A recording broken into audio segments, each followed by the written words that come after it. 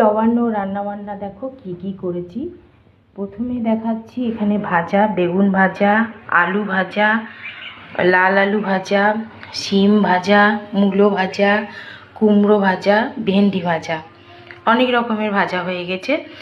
একটা, দুটো, তিনটে, চারটে, পাঁচটা, ছটা, সাতটা, মাছ ভাজা নিয়ে 8টা।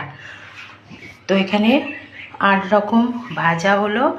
ফুলকপি আলু দিয়ে রোস্ট, আর এই দেখো সবজি দিয়ে বেগুন আলু সব যেরকম থাকে, পালং শাক, এখানে মাছের মতো টক, এই দেখো ভাত, আর এখানে সব শেষে দেখো পায়েস।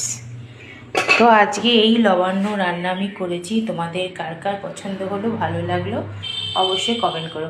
আর একটা রেসিপি ছিল, সেটা আমি করতে পারিনি, ওটা পরে করব বিকেলবেলা। তো টাটা বন্ধুরা, সবাইকে শুভ দুপুর শুভেচ্ছা রইল।